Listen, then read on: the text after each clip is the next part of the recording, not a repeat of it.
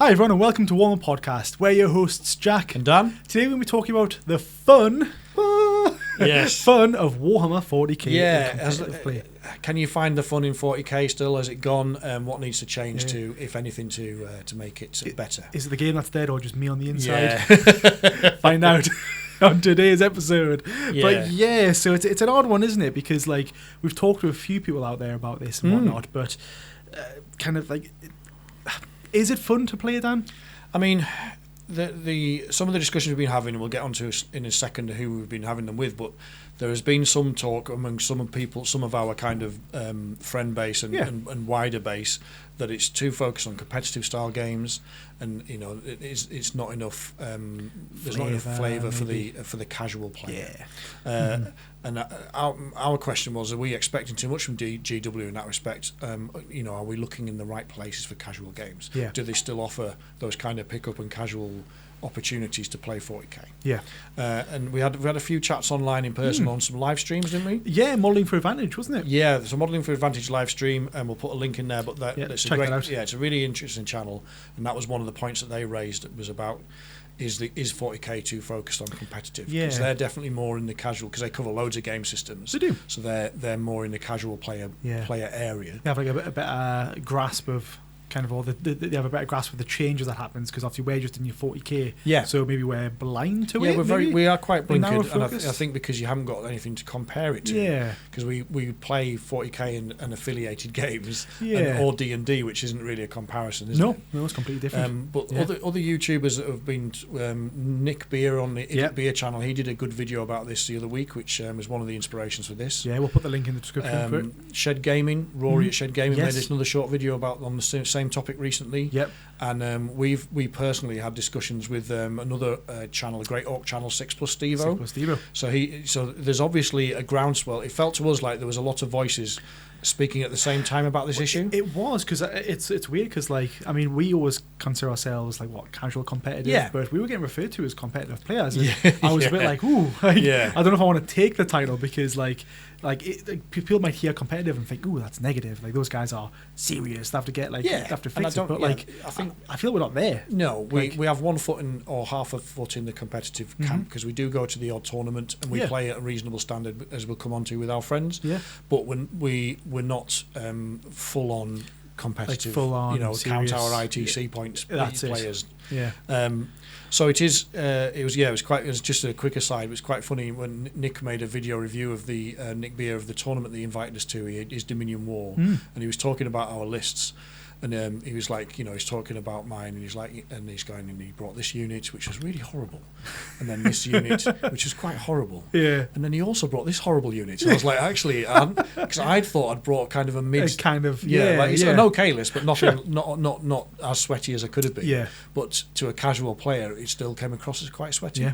So apologies about that. But that's as an aside, and then I think that's why it's important to have this discussion. So as we've got kind of a foot in both camps, do we think that the game is too geared towards the smaller number of players that play competitively?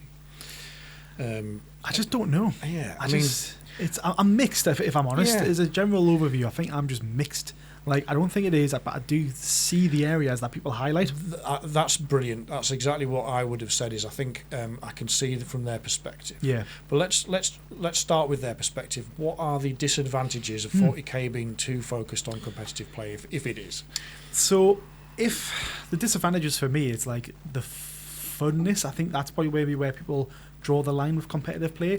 Are you having fun? No, it's competitive. If you're having fun, is it competitive? Probably, maybe not. But again, this is where I kind of find the mix of stuff. For me, if you're having fun, like again, I mean, with our friend group, probably a better example is that when we go to have a game, we're quite a competitive. We're a competitive group. We like to play games and we like to win games, but every now and then I might put someone might drop a list in the chat and be like, "Oh, I've got a banging list. This list is great. Who wants to verse the list?" And then we're all just like, well, I can build a better list against that. And that's when the competitiveness comes in. But at the same time, I see that as fun. Like, I see that as a challenge. And I'm like, I want to beat that list. And we go through cycles in our friend group where someone makes such a disgusting list that we want to verse it and we want to play it. And that's where kind of that competitive funness comes in, where it's like somebody's top dog for a while, and the rest of us are trying to knock them off that perch. Exactly, and that's what we've referred to in the past. That's what creates our bubble, our little meta bubble. We create a list that beats that list, and then that person's the champ for so long. And then another list comes in and takes off its podium, and then it's like this vicious cycle of just lists that work and lists that don't work. That's how I see it. And again, I don't think it's any less fun than a fun game, because on the flip side, so I might put in a chat to be like, I mean, Dan, we've mentioned him a few times on the channel, but he's just made an orc list that he's playing in a league, which again I wouldn't say is a competitive league. I know you've got more experience because you're in it yourself. It's one of our local gaming clubs, the West Allotment Wildlands, is a great club, and they had a league which is for all abilities really. And Dan's run a reasonably competitive orc list in it, and then for the last game he decided to have some fun and created a list with 120 orc boys. 120 orc boys, so 6 units of 20 orc boys. Yeah, and then it's kind of sitting there like, well, like. Can we justify that being a competitive list? Because if you were to look at the points, you'd be like, he played a competitive list. Like, I think he won 91 to 46. Yeah, something like that. There's about 40 or 50 point differential. Yeah. But it just happened he was going into Imperial Knights. Yeah. Which is just like he'd obviously made the list before the last round was drawn. Yes, you don't know what the list is. So he didn't know that. Yeah, you can't chisel your list or cheese it to play against, which is right. But they just had, like, if you'd been up against somebody that had loads of anti-infantry or something, it might have been a different story. Yeah. But on points alone, it looked quite like sweaty. But that's hindsight, isn't it? Exactly. And he was just, because what he's done, you see, is what was, again, this is where it's hard to really define the line between a fun game and a competitive game, because Dan said months ago, he was like, I'm going to start collecting all of the old orcs models. Yeah. So he was like, oh, it's going to be great. It's going to be good fun. I'm going to collect 120 of the orc, very classic, awesome looking orc boys, and build 120 of them, because he just think it would be funny to see. And it was funny when he put the pictures in the chat of just a swarm that he had on the field of all these little guys with the little axes and the little kind of you've all seen them. I think it's the iconic, like, I think it's 3rd edition box set orcs, isn't it? They're great, absolutely great. So again, that was for him. But then you might, again, there's two sides to the coin. You might come against that list and be like, well, this isn't going to be very fun. Like, this is going to be quite awful for me. So if you're having a bad game, are you considering it as a... I'm going too deep already into it, but I'm just trying to justify, like, I can where is the line? I can see the perspective for people who think that competitive isn't too fun, because it's expensive and time consuming to keep up, because you need to keep up with mission dexes and codexes. You've got to keep up with all the rules changes, and it can lead to feels bad games if players, as you just pointed out, if players aren't on an equal footing. Then you can have a feels bad moment if one of you turns up with like a list that would go well at a GT, and the other person turns up with, this is my super fluffy list. Then there's going to be it's going to be unless the super fluffy person is a world class player, then it's going to be very difficult for them, isn't it? It is. It really is. So I think that can, experience and ability can play a big part in that, but also list optimization. If your two players of roughly equal skill, one of you's got a very strong list and one of you doesn't, then the advantage is going to be with the stronger player. Probably just get back to actually the topic as well, the disadvantages of 40k. Sorry, I was like, when I was talking about it, I was like, oh well, this is really interesting. But yes, so when it comes to disadvantages, I mean, if Games Workshop went more towards the competitive scene, we might see less flavourful models. Less flavourful lists and models, And I mean, there's been some recent examples of that with the new Sanguinian Guard. The Sanguinary Guard that have caused a lot of upset, which I can see, again, I can see both sides to it. People are saying that, they're okay, it's like more low accurate or something like that. The old ones were kind of beautiful sort of statuesque figures with these beautiful big angelic wings, which you want from that kind of, they felt right. And the new ones, they've kind of replaced them with like little stubby wings. Little cherub wings. I'm on the side of thinking that's bad. Like it's not the best sculpts revamp that they've ever done, is it? No. Probably a lot of people out there are probably like thinking, oh, well, this is trash. But then, like, you compare that against, a model from Age of Sigmar, one of the newer models. I can't pronounce it very well, but the Knight Azeroth. Honestly, this model looks incredible. It's meant to be a centerpiece, but it's so a Sanguinary Guard to a certain degree, aren't they? It's gold. It's got wings. It's very it's a good comparison. It's got it almost looks like a death mask, but I think that might just be his normal face with a death stare. But like, you look at this model, and I'm just thinking, where's the creativity gone? from Warhammer 40k. Yeah, 40k models they do feel a little bit like they've kind of dumbed them down in some respects.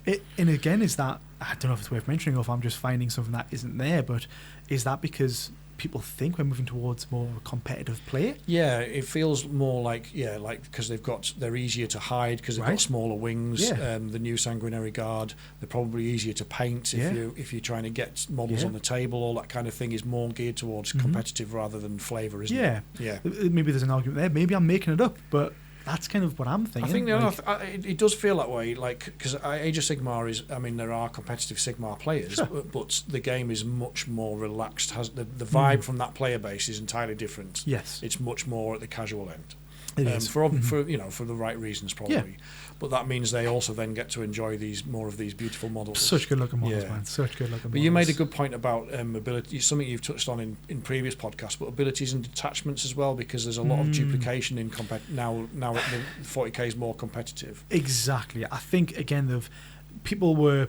Again, you look back at 9th where we're like the Necron Codex specifically, because I know more about Necrons, they had different, like a variety of different abilities, or what was the objectives? No, the detachment rules, that's the one. Yeah, detachment rules and enhancements and things like that. You could make your own. You had a lot of flavour, didn't you? You had a lot of flavour in terms of making your own one. You could have maybe used one of the preset ones, and you got more benefits if you used a preset one.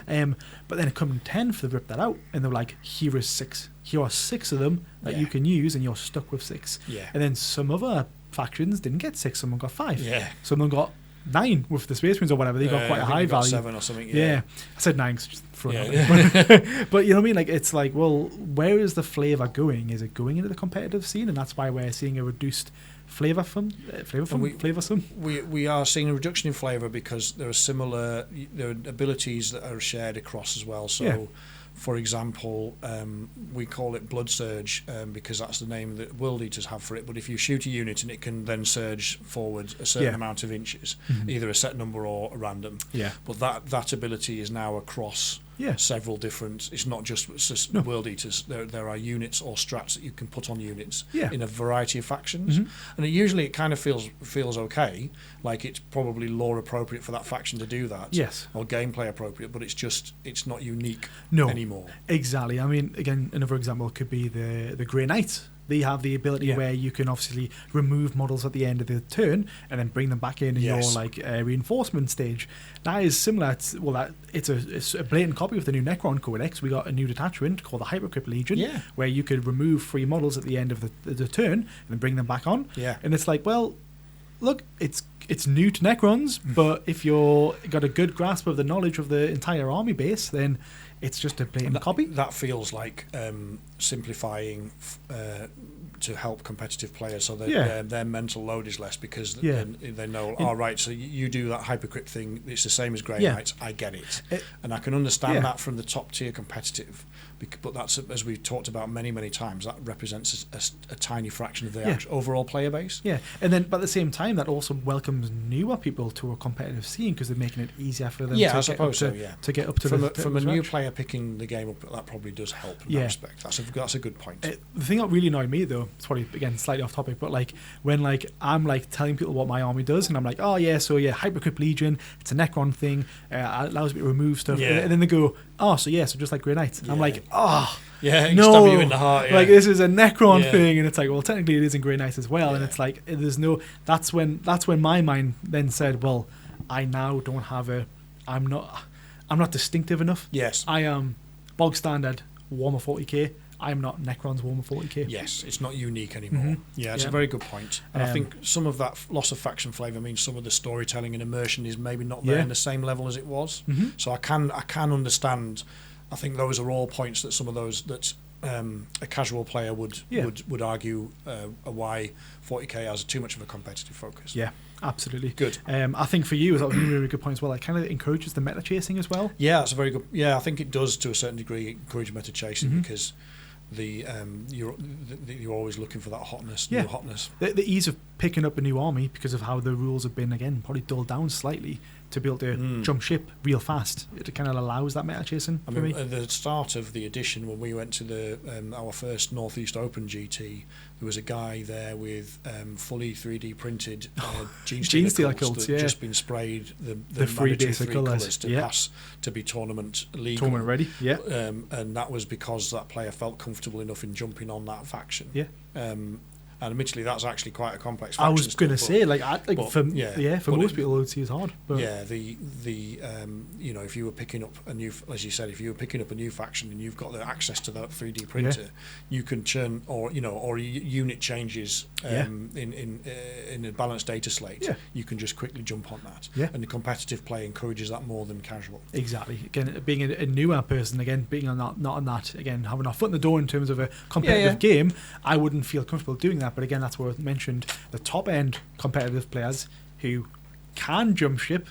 This encourages them you more. will see at big GTs, you will see 3D printed lists like that where somebody is chasing the hotness. Mm-hmm. We saw it with Votan when that came out. Bloody hell! Yeah, I respected the tournament organisers who were like, "We're banning Votan. Votan are out. Everyone knows they're too good. Yeah, Games Workshop made a stupid mistake, and we're not allowing it in the tournament." Which almost sucked for some people, but at the same time, I'm happy because it did get rid of those people who were just like, "I'm bringing it because I'm here to win." Yeah, it got rid of that factor. That definitely. Good. I mean, can you really have fun playing in a competitive? Yeah, I mean, you touched on this before because I think you can. Like our friendship group, as you said, we like to play at competitive level. Yeah, and most. Unless you get really rinsed, and even then sometimes you can still enjoy it. But generally speaking, that is how we enjoy the game. Mm-hmm. You build your best list, I'll build my best list, and let's play and see what happens. I think it is just having that maybe conversation. I might have mentioned it before on the podcast, but having that conversation with the person that you're about to play beforehand to be like, look, I'm making a really good list that I think is going to do really well. I would love for you to try and go against it. Can you make one of your best lists? And then you can have fun in that because I mean, there's been cases where, you go up against someone and your Dark Lancers just absolutely bounce. And then I think there's one thing I wanted to get out of you because I know part of the story, but I always forget about it, where there was that, we have a meme in our friend group where we refer to you, where it's like, I'm not having a lot of fun here, Lewis. I'm not having a lot of fun against Lewis. So what was the story behind that one? Yeah, that was, he played a really filthy Death Guard list where he castled Mortarion up with 3 of those Plague Burst crawlers, which this is before the change to indirect fire. Right. And Morty ignores all modifiers. Got you. So you were not even getting the benefits of cover, there was no -1, there was none of that, and he was just basically, this castle just moved at the board and just was deleting 2 or 3 units of my infantry a turn. And by turn 3, I was like, I'm really not having a lot of fun here. This is not fun for me at all. You see, because again, there was no interaction. Yeah, it's obviously because obviously there's nothing you can do. You're quite squishy at that point as well. You are very squishy, and that's it. Like I rely on being able to pop out of cover, kill you, and jump back in, or to there's various I can jump out of a transport and then jump back in it. But if you can, and if that transport's hidden behind a ruin, then realistically it should be safe. Yeah, it wasn't safe. But it wasn't. Yeah, so it countered all of my. All I was doing was dying. Yeah, and those games, maybe you shouldn't articulate that to your opponent. Yeah, but it's big, like you said, it's become a joke in our circles. Exactly. But that is a feels bad moment because all you're doing, if you're in a feels bad moment against a list where you're just picking models off the table, what do that's not fun. It isn't fun. I think that's the key part. That situation right there wasn't fun, but. Could you argue that we've had more laughs? Yes, exactly. Exactly. That's it. It's actually, even though the experience for a brief moment, like 10 minutes wasn't fun, or 20 minutes, whatever, wasn't fun. The amount of fun that we've had out of my saltiness. Referring back to it, there's times where I get destroyed, and I think back and I'm like, I'm not having a lot of fun here, mate. And it's like there's funniness. Again, like a meme. Everyone enjoys a good meme. So when a meme emerges and everyone shares it, everyone has fun with that meme. It's almost like that, isn't it? Where it is very much smashed. So, and I think. But that's my version of what a fun competitive game is both players have the ability to compete. If one of you sometimes you just take your hat off to your opponent and go, right, I can see what you've done there, and and I'll try and come back better. Yeah. But I like to feel like I've got at least a toehold in any game I'm playing in, and if you haven't, then that's maybe when competitive doesn't feel as fun. Yeah, that is true. But you can laugh about it afterwards. Exactly. And sometimes, I mean, obviously that's a situation where friends, so you have that moment. Yes. Of you can have that bit of banter. Someone's getting rinsed and they might not look happy, they not feel happy, but then that other player's like, get good. You know what I mean? Yeah. And but I guess there is like two sides to the coin, because you might go in there. I mean, actually, to be fair, I had actually a really good example. When I was back in 9th, I was just getting back into Warhammer. I said, let's have a really good game, let's have a fun game, and let's just bring a general list. Nothing competitive, nothing so much fun, but just like a general list. And we did. We brought 2 standard lists, and the game begun, and I had a crap day. I had an absolute garbage day at work, and I seen his list, and for some reason my mentality switched, and I was like, is he playing a competitive list here? And we started playing, and I started getting rinsed, and my dice rolls were awful, and my mindset was just going down this route of like, why'd you bring a competitive list for? And maybe like at the time I was a bit like, oh, you're a bit of a dick, you're a bit of a knob for doing this, yada yada. I mean, I wasn't showing it or doing it to him, but that's what I thought. And then the game finished, moved on. I reviewed the list later on, and I was like, well, actually, his list was trash. Yeah. It was really bad. But at the time, I thought it felt like a really competitive, good list. And I was like, has he just done me one over here? Like, I've brought like a general list, but he's brought a really competitive one. So sometimes when we talk about like competitive playing, is it fun? Sometimes it's about the mindset that you're in as well. Yeah, it can be. Yeah, absolutely. Are you in a good mindset to play it? Like, did you acknowledge that with the person beforehand? Because he was sitting there having fun and giggling away, but that was just adding to my annoyingness. And sometimes maybe just having that, not to get too sentimental, but maybe just having that that conversation beforehand, being like, oh, look, I had a garbage day. I just want to roll some dice. And that's when, if you have that conversation, you could adjust how you play, especially when you're playing with like someone. I mean, you could almost compare that against if you're having a game against someone who's new to the hobby. Do you want to smash them? No. Yeah, no, definitely not. No, because you're going to just make them not have a fun game. So that's why it's like, look, I'm in a competitive scene, but I could still make this a good game. Like, I'm going to win regardless. Let's just make it not so much close, but let's just make the other opponent have a bit of fun. I've seen instances of that where at a club where there was new people coming in, and there were people in the club that were playing it almost like top optimized lists and playing them extremely aggressively. I've experienced. What's the point? Yeah, I experienced that at one of the first clubs I went to, and I just like, right, so you're getting into you've brought a really quite strong Tyranids list against my not optimized Necrons, and I've played 5 games of 40k. And like I'm playing with the units that I have. Exactly. I've not made the list. This is just what I have. I've obviously know how to play 40k because I've played it a lot in the past, but with the Necrons, I've only played 5 games. Yeah, and I just like by turn 3, I was like virtually table. I was like, this is not a way to welcome people into your club. Yeah, it's weird that we're talking about this, like, is it competitive play, but like I really feel like there's so many factors involved in terms of what's classed as a competitive game. It just have to not be, and it's a meme in the hobby, but don't be that guy is the basic fundamental, isn't it? As long as you are being a reasonable, sensible, welcoming person, then you shouldn't be.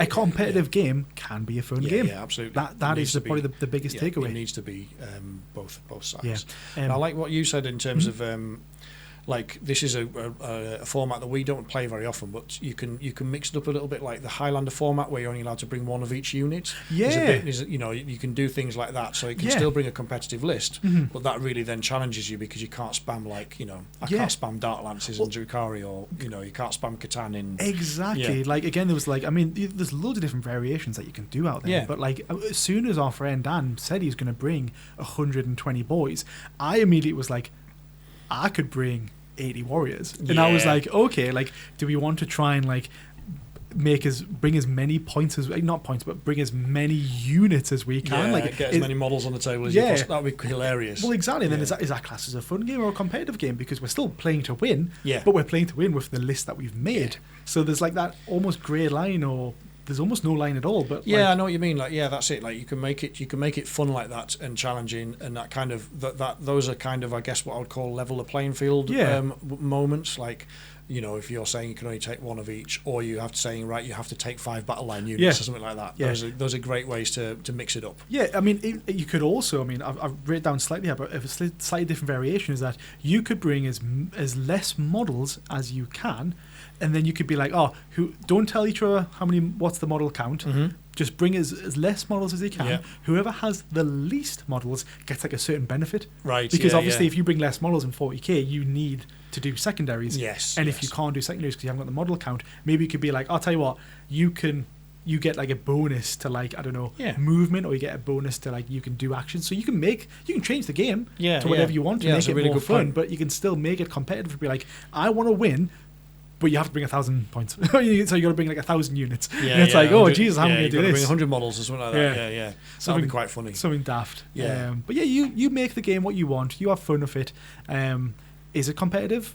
Yes, it can be, but it's how you perceive it. I think is, and you've also got to learn how to lose, which we've just touched on with me. I'm still not amazing at that. That is a good point. So yeah. If you're a very salty person, I wouldn't put myself. I'm probably the saltiest out of our friendship group, but I'm not. I'd say you're up there. Yeah, I'd say you're up there. In terms of playing like on a wider circle, I'm not going to tip a table over or storm away at turn 2 or something like that. I'll play the game out. Yeah. I just like to whinge. But you have to learn how to lose. But also, as you said, it creates those kind of running jokes as well. So like, it's not just like my saltiness is a joke in our friendship circle, but things like your Vindicar Assassin that just only rolls once. Oh my god! My Nightbringer was the same in 9th edition. Yeah, like, endless ones. Like there's again because you bring these units because again I might make a competitive list where on paper it's the bee's knees. Yeah. It's like this is going to do well. I went to a tournament in again what briefly mentioned about the Vindicar Assassin. It rolled. I played on that day. I played about. No, actually, it was for the entire tournament, I played 5 games. Yeah. In all 5 games, I rolled. It was 8 ones. 8 ones out of 5 games. Yeah. Ridiculous. Because he's hitting and wounding on 2s most. He wounds on 2s. Yeah. Hits on 2s, and I rolled a 1. And I CP re-rolled it into a 1. Yes. That happened 4 times. Yeah. I was laughing. By the end of it, I was literally telling the person I was a game 4. I was like, look. This guy is going to shoot and try and kill that guy. I'm not going to do it. I was like, this is going to be a 1. Yeah. Rolled a 1. I was like, I'm going to CP. And even the guy was like, you've got a CP? I'm like, no, don't tell me I've got a CP because I will spend it and it'll be a 1. Yeah, yeah. And I'd done it and it was a 1. And those, that was a meme now. You can get those... the dice will tell stories at any type of game you play, but the competitive levels when you're running the same lists all the time, those kind of memes and themes develop, don't they? It almost makes them funnier because like you're there again. You might go to a tournament, you're like, right, I want to win. I want to go there and win. And you might have the worst game of your life, and you might think this is crap. But then at the same time, you might think about it like, actually, this is really funny because this guy sucks balls. This guy's I'm never playing the Vindicar Assassin again. Because of it. I don't care if the Imperial Agents Codex has been revamped and he's good now. I don't think I'll ever play him because of that. he's betrayed you. That's it. He's hurt me. He's hurt me hard. Yeah. Good. And then, but as we touched on a little bit in terms of like, for us, we like competitive play. Yeah. Whether it's a competitive fun game, certainly in the run up to tournaments, you were saying you like to play at a very top, at the highest level. You're asking your opponents to be as tough on you as you can, to give you practice, aren't you? Yeah. I mean, should we talk about like why we prefer competitive play? Yeah. But basically, just because for me, you're probably the same. I learn so much in a competitive game. Yes, where I want the player to abuse us in the best way possible. I think there's limits. Like you can play a game where against a very top competitive player. Like I played a game against the last Northeast Open against a guy who plays for Team Scotland. Yeah, and he got to go first, and I put quite a bit in deep strike to try and hide it from his indirect. So he just spread out and covered the board. I couldn't deep strike in anywhere, and he just he basically. He was almost embarrassed because I'd realised this, but he allowed me to kill a couple of his things and feel like I was involved in the game, while still maxing out and controlling the game, which is a really good way of playing, fine right? skill level. Yeah, because it is a good way to play because he could have just wiped me and then it could have been over in 3 turns, and I could have done nothing. Yeah. So but I didn't learn anything from that apart from maybe as I should have put less in Deep Strike. But there's something. Not. Yeah, so you take maybe you're getting something from that game, but you're not getting a lot because you don't get to experience using your units to say, right, all right, so that unit doesn't go into that very well, or that went into that really well, or I need to hide better from this, or that kind of thing. You know what I mean? Yeah. So if a game's really imbalanced and you're spending a lot of time picking those models off the table, there's not a lot of learning experience. Yeah, I think when I said that, I think I was mainly thinking of the perspective of, like, I guess I learn through failure a lot better than I do through succeeding. Yeah, I fully agree. But there is, I think you're right though, there is like a limit of like, if you just get smashed turn one, if the differential is still too much, then I've learned this game sucks. That's all you'll take away from it at the end of the day. So having that, like, and again, I guess it does go back to that element of, I mentioned it very previously, but like, just giving your opponent a chance to win, but like falsifying the hope. Well, you want them to. Yeah, it's a game about engagement, and if you're just picking your models off the table, it's not fun. Yeah, and I would argue it's also you're also not learning a great deal. You need to there needs to be some interaction and some level of competitiveness to make it a learning experience. Yeah. So the best games, I would argue, off your point, is the games that you learn the most from is where the player is the next level above you. So that you're still in the game. There's a couple of times where you've really asked them some questions or deleted, and they've had to go right, and then they've responded, and those are the ones where I'm like, wow, I see what you've done there. I'm going to try that next time. Yeah, that is true. Yeah. No, it's good. Do you prefer competitive games over? I think so. I think it's as you have to take your beatings and you learn from better players. I used to play. I've played the game for a long time on and off. I've been in and out of the hobby since first edition, so I'm an old man. But generally speaking, I would play casual, and I still enjoy that. But I've learned to love competitive from playing in our friend circle. Good. So I would definitely say it's as much fun for me as playing casual. That's true. And I guess for me, this is probably going to sound a little strange, but bear with me on this one. It's slightly on topic, slightly off topic, but I like playing competitive up to a tournament. So before we go to a tournament, I like to really play competitive games against us, because I feel like I'm very strict on myself. I'm learning my rules. I'm learning how to manage my time properly when I'm doing it. I learn how to correctly roll the dice, and I learn exactly what I need to for the tournament, because when I go to these tournaments, I like to relax. And if I'm playing slow, I feel like I'm wasting time, and I feel like I'm losing that interaction with the opponent because I'm too focused on learning. So I feel like if I play more competitive games before going to a tournament, I feel like the tournament is less competitive because I know my stuff, I know what I'm doing, I can help the opponent a bit more, I'm helping them learn, I'm learning, and it just feels less. So it sounds strange. It sounds I think you've hit on a really good point there. It's like if you know more of the rules, is it less competitive? If you're, I think it's less. I think it's more fun. I don't think it's necessarily less competitive. I think it's more fun because if you go into a tournament underprepared where you don't know your own list and you're not, and that means that you're not as quick as you need to be. If your opponent wants to put you on a chest clock. That all takes focus away from the actual back and forth of the game. And it's like decluttering your with that preparation, like you're sharpening that blade in your mind. But it also declutters everything else, so you can just focus on it. I think that's a really good point. It goes back to the thing we were saying before. It's like that the mentality or the mindset that you're in when you're doing it. If you've got 120 boys, let's just say you've got 120 boys playing. If you haven't prepped to if you've just rocked up 120 boys and your movement phase comes and you're spending ages moving it, your mindset might start going be like, how much time am I taking? Am I taking more than them? Is it are they going to feel like I'm slow playing them, so they think I'm then this ultra competitive player because I'm moving so many models?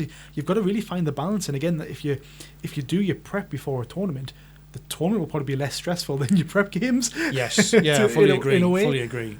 I think I didn't do enough prep for the first Northeast Open, and the first 2 or 3 games was very much like that was me trying to bumble my way through, and I felt bad for my opponents. You do sometimes, and then by day 2 I was like, I've got a really good handle on this. I'm much more enjoyable. I played obviously my Knights in the most recent one that we went to, and I played a few games, not at a competitive level. So the first few games I had, I was just going slow, and I was like, I've only got 7 models to move, and I'm still taking up all this time because you're thinking you're spending a lot of time thinking about where to move them. Exactly. With practice that becomes more instinctive. Exactly. So one of the things, sorry to interrupt you there, but I just want to get this in, but one of the things that top competitive players, like the guy from Team Scotland I was playing as, was like, he was saying on the UKTC terrain layout, he plays so much of that.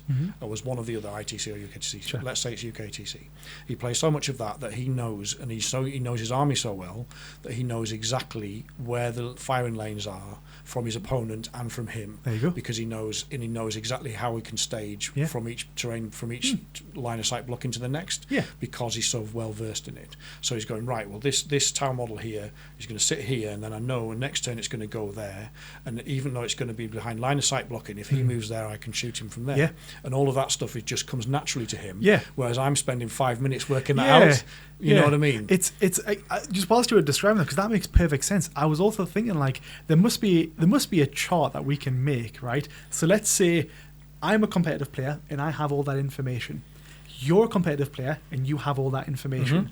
That will be a competitive, fun game because we both know the rules, where to go, what to do. That is going to be, we're on the same level, we're learning from each other and having a good game. Now, that's a tick. Let's say I'm a competitive player and I know those rules. You're not a competitive player. You don't know them rules. Yeah. That, to you, not a fun game. To me, fun game and still not so much competitive, and so it's like an X. And I think that's a good point. Like, remember when we went to that the Dominion War tournament that Nick Beer ran, IDIC Beer, that was, the tournament terrain layouts were based on UKTC, weren't they? But we were probably we were in the minority of players that were regularly played on those terrain layouts. Yeah. So not having that knowledge, like, again, and then like, then let's say, so then for that one, for that example, we would be like, no, like, that is not a fun game. Yeah. But then let's say we're both trash and we both don't know the terrain, then we're back to it being a fun list. It's almost like about that balance again, isn't it? It's like right. It's just like ifs and buts of like, well, if this or that, then it goes down this route. It's a weird way of thinking about it. I hope that made sense at home. It does make sense to me. Hopefully everybody else. Hopefully everyone makes sense. But so I don't know. It's just this like, it's this weird element. Like, is there a line? Is it based on a bunch of if statements? Is it not, or is it just your own preference? Maybe it's everything. I mean, you've touched on this. Should we move on to this? Because you've already, like, in terms of class, what you class as a competitive game. It very much depends on. As I think we can sum that up as saying it depends on your personal perspective and where you are in the hobby, doesn't it? Exactly right. Yeah, based on what we've just said, literally. So, because again, if you know more of the information, you're going to have a better game and a more competitive game and a probably more fun game. But then, if I'm smashing you, is that a fun game for me? Well, no, because maybe I'm. That sounds horrible. It sounds horrible now. I don't like players who do this, but I'm not here to play you. You know, in a tournament, you could go to a tournament and you could get paired with the best person. They might just see you as a roadblock and be like, right, I'm just going to smash you in the next 30 minutes of a 3-hour game because I'm not here to play you. And that sounds really bad because I think everyone's there to have fun. I think there's a degree you can get players like that. Most of the top competitive players that I've played against will allow you to have a bit of interactivity, or because they'll know quite. They don't believe you. You always every game I'll sit down and I'll say, look, I'm not a top competitive player, as you know. I'm not on the scene that much. This is only my second tournament of the year or something, and they'll be going, all right, okay, and they'll set up as best they can. And turn one, they'll try and hurt you. And then like by turn two, and they've worked out he's not joking. He is an idiot. I'll take my foot off the pedal a little bit. Otherwise, this is going to be because I mean again, like I've versed people who came in like, oh yeah, it's my this is my my 30th game of the year. You know, I've got a good grasp of it, and my units just end up doing really well against them. And I'm like, oh shit! Like I was just saying that I've only played like 6 games, and you've played 30, and I've like managed to do well against you. And it's kind of like I do sometimes feel bad, and I'm just like, well, is this a competitive game? Like, am I a competitive player? And I don't know. And again, maybe it just comes down to preference. I mean, at a tournament, every game is competitive. It's a question of whether you, how much fun you want your opponent. If you're a level above or level or two above your opponent, it's the onus is on you to make sure it's still fun for them. Yeah. Again, going back to what do we class as a competitive game? Is winning competitive? Like, if you want to play a game and win, are you competitive? I don't know. Does it come down to preference? I think everybody plays. I think to a certain degree, everybody plays to win, unless you're playing a really, really like fluffy, casual game. then you are that's based around a specific theme, like a homebrew type thing or something like that. Yeah. And then maybe it's about the dice and the two armies telling the stories, and that becomes almost a bit more like an RPG type of affair, I suppose, which is what 40k was when it first came out. You had two players and a GM, like a games master, who would kind of run the scenario for you, and try and balance it out to make sure it was interesting. Yeah, but that's not what really what 40k is, has been for 30 years. It's probably, because you're absolutely right, because it's probably worth mentioning as well that we've got that's took over, but there are now other sub games within 40k that people might find fun instead. Yeah. So what are these other options then? If you think that 2K casual games are not casual enough or not fun enough, are there some alternatives that GW offers? Because I think there are, aren't there? I really think there is, and there are some really good ones. There's one I really want back in there, but we'll maybe talk about it later, which is. Well, I talk about it now because I like it so much. Space Hulk. I love Space Hulk. I've mentioned it before. It's how I got into the hobby back when I was a little old Jack. Oh yeah, I love Space Hulk. I just think I wish Space Hulk came back, because that to me would be like a breather. Because I know the other ones out there, but for me, Space Hulk was my jam back in the day. I mean, I know it feels like we've kind of laboriously teed this up, but boarding actions is quite close to Space Hulk. Yeah, it is. It's a smaller size board. The fun games, I think they're 250 or 500 points. So you're not talking. You don't need loads of models. Don't need loads of models. Don't need things so much. You don't need big models because it's all like infantry type stuff that's involved in that. Yep. The terrain's expensive. I think it's 135 quid a set, and I think you need 2 of those for most of the missions. But we've just done another video about how to do some of this stuff on the. You can 3D print some stuff, or use some of the stuff you've already got, kind of thing. But so, I mean, would you be interested in playing boarding actions as a kind of a Space Hulk proxy? I am, only because I love Space Hulk so much. I do want something in the meantime, and don't get me wrong, I could buy Space Hulk now and use that one. Not cheap. That's the issue. It's not cheap. I can't afford it. Basically, I had first edition, and it was one of those things that my mother threw out when I'd stepped out of the hobby and I wasn't at home anymore. What's up with parents and throwing stuff out? She's just like, well, I've had to clear out your room and all that stuff's gone. I come back like about 5 or 6 years later when I come back into the hobby and I was like, have you still got that stuff? Yeah. Oh, no. Where's that box? The specific box that has like somebody, Space Hulk at the front and a Terminator. Somebody found my Space Hulk box in a charity shop for like £1 or something. Oh, they've scored. They're sitting there laughing. Well, I suppose I've made someone else happy. That's it. So so you could buy Space Hulk, but I mean, I'm quite tempted by boarding actions. I've got to be honest. I think it's a good alternative. I think again, it's to get out of that competitive scene. In a way, if 40k is a competitive scene, let's try one of the border actions. Yeah, I think it's both players are still going to be playing to win that, but I think it's a shorter and it's definitely much better for the casual pickup type of vibe, isn't it? Because again, 40k is a 3-hour game. Border actions, if you're taking like if we're playing your version of like your 100 model mini 2k list, you're looking at like 6 or 7 hours probably to play that.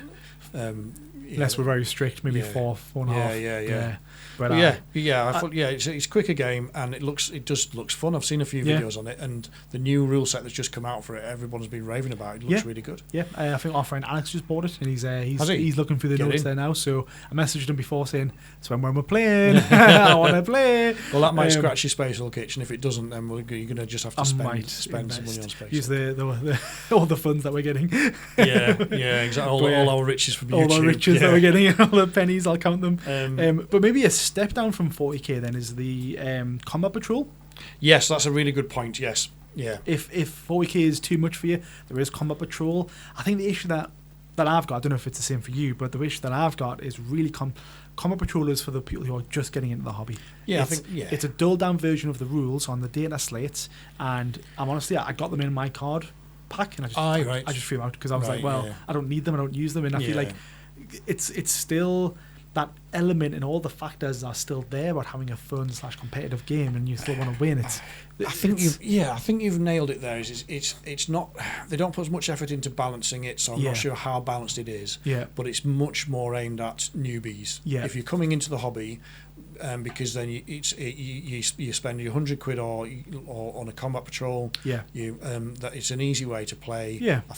I'm pretty sure it's a smaller board, so you need less terrain, etc., etc. So all of that is better for super casual players or noobs. So for us, it's less useful because it's a different rule set. It's it's and this is it would almost be better if it was a completely different rule set. Yeah. But it's like some of it's the same and some of it's different. Yeah, and that's annoying. That would confuse me more. Going from 9th to 10th edition, I was a bit like, night ones haven't changed a great deal, but they've changed ever so slightly to make me doubt every single one of my rules. Yes. So that would do the same. It would be the same. Yeah. So that's Combat Patrol is probably off the table for us. Yeah. I have subscribed to the Combat Patrol magazine, but that's just more just to bulk up my. Yeah. It's the factions that I do collect, I'll get some cheap models through the magazine. The factions that I don't collect, I'll look to trade to get more of the models I want. Makes sense. So but I'm probably not going to play Combat Patrol. I think you're right. Yeah.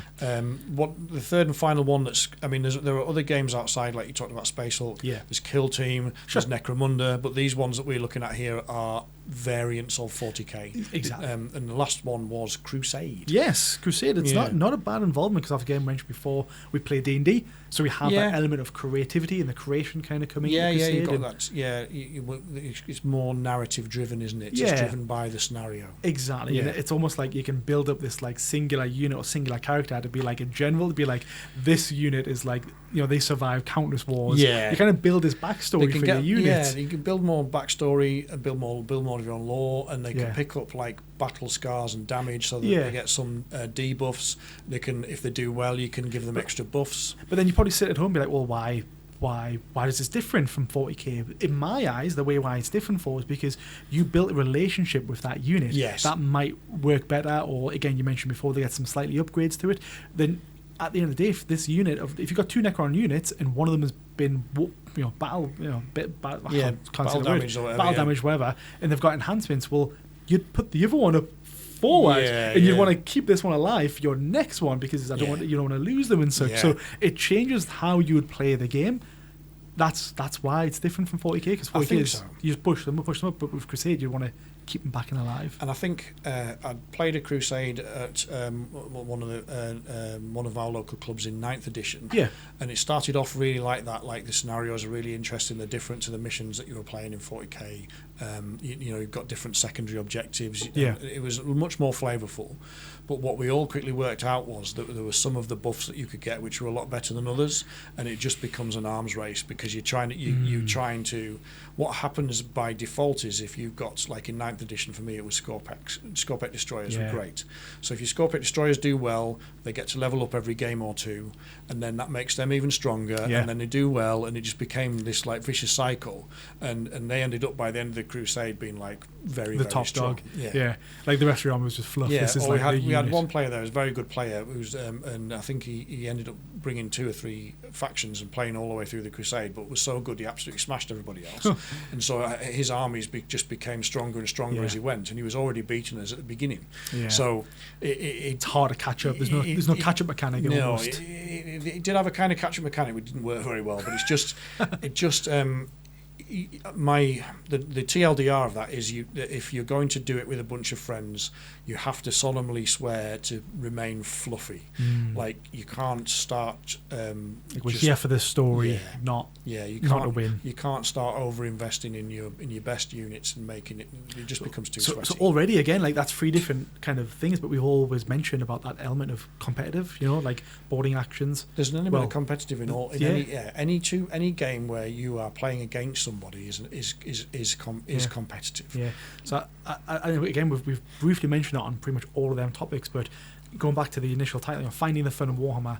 Yeah. It's kind of, you've got to make the fun. You've got to change the game to how you find fun. You might find fun being competitive. Mm-hmm. Great. You and your friends play competitive.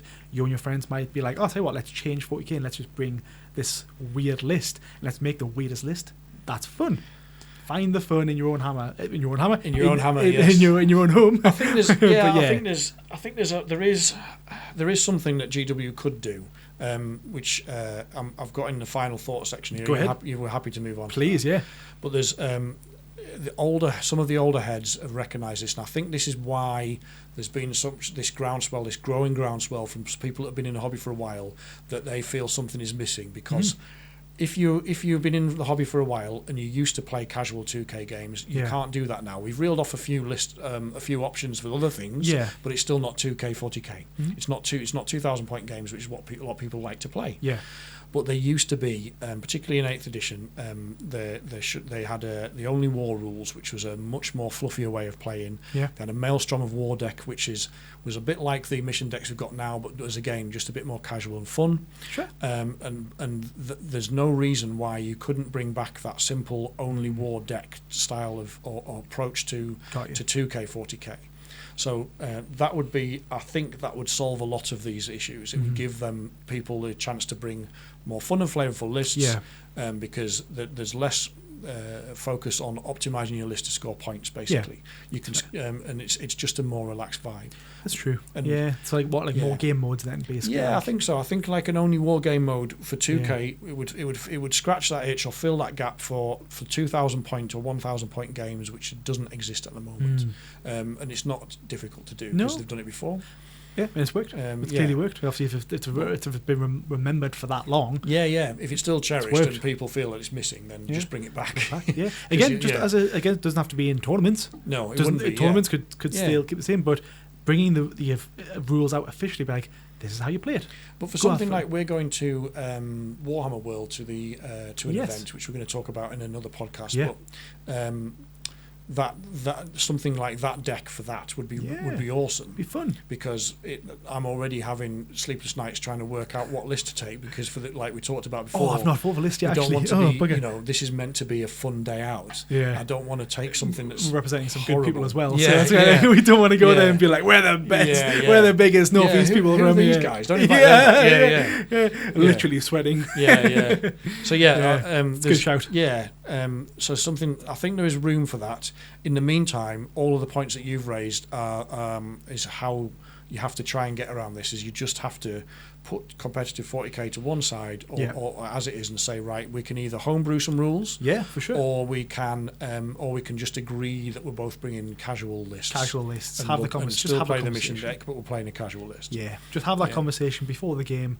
See what you want, because again, your mindset will change. You could be in this competitive little bubble, and then one day you might be like, I tell you what, I'm just not feeling it. Can we just play something different? And that's how you find the fun. Yeah, or the third one is look at alternative like board and actions. I'm so glad I didn't know Alex had bought that. I'm really interested to try that. Like, it's good. That should be good fun. Would you mean it? Yeah, he better have painted all the terrain by the time. Alex is a good painter. Yeah. He's on you, Alex. He's not. I'm saying now. I can't point any fingers about painting. I'll call him out. Yeah. But so hopefully we've covered that in a nice balanced way. There's a lot. There's a lot of nuance to that, and if we haven't captured all of it, if you've got some other suggestions, leave them in the comments. If you're an older player that played Only War or the Maelstrom of War deck in 8th edition and you enjoyed it and you'd like to see it come back, let us know, or if you didn't. So there's lots of things that we'd like you to come back to us with, and let's keep this discussion going. Yeah. In the meantime, I'll put links in, but go and check out those channels that I mentioned right at the beginning in terms of the people that are talking about this, because they are playing 40k in a more casual vibe in a lot of instances. So if that is your jam, go and check them out as well. Yeah. In the meantime, thanks for watching, and we'll be back soon. Thanks so much.